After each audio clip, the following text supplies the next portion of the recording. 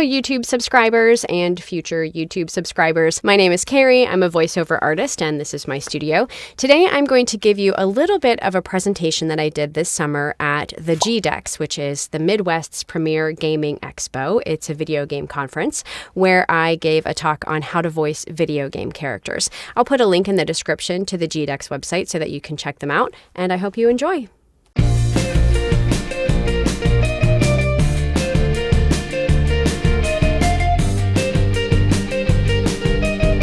Okay, I'm going to start by jumping to the spot in my presentation where I talk about how to break down a script for a video game audition.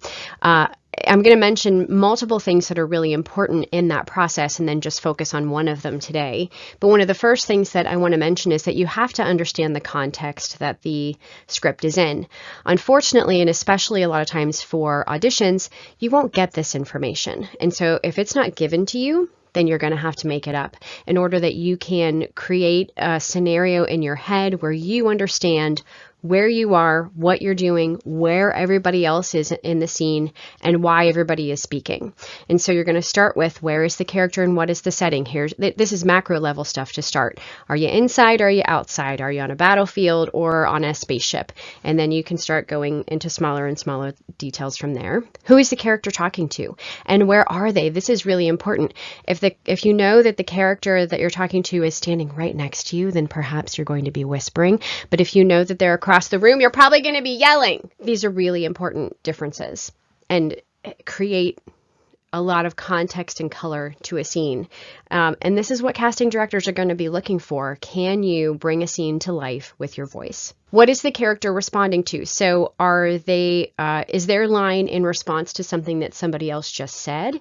If you think that's the case, then come up with that line in your head. Even write it down on your script if you need to so that you know what it is, so that you are reacting to something and not just starting your line cold. Or maybe they're responding to something like an explosion or a gun going off or something like that. What we're going to focus on today is what is the emotional context. And I'm going to walk you how to go through a script and pick out the emotional beats. So we'll get back to this, but let me also just mention generally, you also want to figure out what is the subtext. And I'll have another video in a couple of weeks specifically on subtext because it needs its own video. But subtext is basically what is in the character's mind's eye as they read the lines. And finally, what is the character's motivation? What do they want to happen as a result of them speaking or moving or doing whatever they're doing? So now I'm going to focus on the emotional context of the script, and we're going to talk about how to find the right beat changes and the appropriate emotional changes. And I use a little something to help me with this. This is called an emotion wheel. I like this one from the Junto Institute because I like how it's broken out the emotions at the outer part of the wheel. But I'll go to the middle here where we've got our base emotions. We've got love, joy, surprise, sadness, anger, and fear. We can certainly understand what base emotion our character is feeling. Once we've figured out the context and we know what's going on, we know if they're happy about it or if they're scared or if they're angry, and then we can break it down from there. So for example, love can get broken down into peaceful, tender, desire, longing, or affectionate, and affectionate can get broken down even farther into fondness or romantic. And these are not all of the emotions. Obviously, there are many more even than these, but these can give us a good idea of how to create more nuanced emotional performances, and I'll show you how. So this is a script that is a kind of a classic video game kind of script of an arrogant, spoiled diva warrior princess. Her servants are helping her try on new shoes. So I'm going to read this just completely flat, and then we'll start putting some emotional context into it, and we'll use our emotion wheel to help us out. Okay, so, oh, these are delightful, and shoes can simply make or break an outfit, not to mention a fight. Are there no matching gloves? Oh, you'll pay for that. Okay, so the first thing that we want to do is start breaking down what base emotions are we talking about here. So obviously she's saying, oh, these are delightful. So she's happy here, right? And we'll figure out exactly what kind of happy she is in a second. And shoes can simply make or break an outfit, not to mention a fight. So this is still kind of all in the pleasant area. What I have pictured in my mind, and this is part of creating the context, which we'll talk about in another video, but I have that she is in her throne room or her royal bedroom and standing up on a little pedestal, and her servants are helping her try on new shoes and new clothes, and she looks down at these boots or whatever they are, and she's like, oh yes, these are delightful. And then she's kind of making a little banter with her servants, and shoes can simply make or break an outfit. And then it occurs to her like, oh, and by the way, not to mention a fight.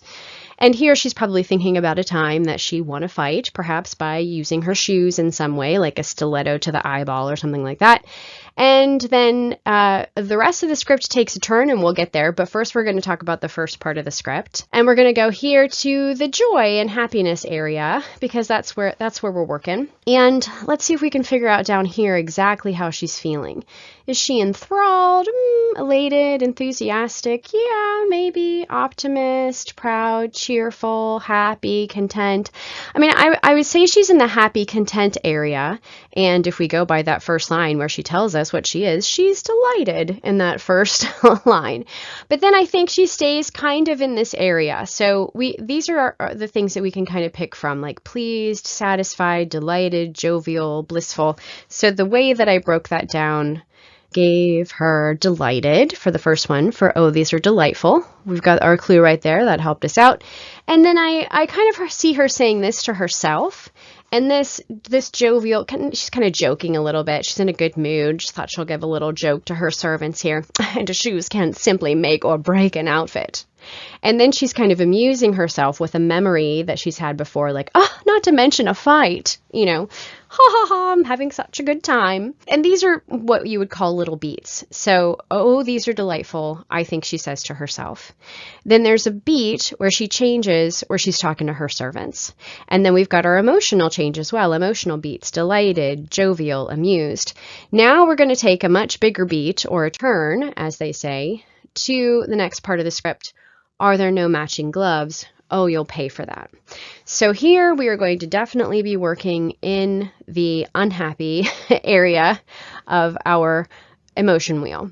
When we break this down into anger, I get down here to annoyed. This are there no matching gloves is simply the beat change of she's trying on the shoes, she's very happy, she's kind of looking around at her servants and joking with them, and then she realizes, she looks around, are there no matching gloves? Like, oh no. Maybe even a little bit of threatening, but annoyed, aggravated a little bit. And then, oh, you'll pay for that. I have a feeling with her that this is not an empty threat. And so that gets us down into the hostile territory. And so we go from annoyed, are there no matching gloves? Another little beat change. Oh, you'll pay for that. And this is almost a beat change too, where she's talking to them, clearly asking them a question. But the, oh, you'll pay for that. She wants them to hear it, but she's almost saying that to herself. So here is an example of some beat change and some emotional shifts that we can have in this simple little script. And so this is how it works out. Oh, these are delightful. And shoes can simply make or break an outfit. Not to mention a fight. Are there no matching gloves? Oh, you'll pay for that. Very simple. It's a short little script, but we've got multiple little emotions expressed in that script. And casting directors are really looking for people who can really mine a script for multiple nuances of emotion, because they can tell from that short little excerpt that you've given them that you have quite a bit of range. So the next time you've got a script in front of you, take the time to try to break it down as much as you can. Try to paint the scene in your mind. Try to figure out what all the emotions are. Use the emotion wheel to help you. So rather than just thinking they're happy, they're sad, try to really break those down into more nuanced emotions, and then work on expressing and showing those emotions when you do the read. And good luck. Thanks so much for watching. If you found this helpful, please do hit the like button. And if you found it really helpful, go ahead and hit subscribe, and you can get more videos just like this. And I'll see you next time.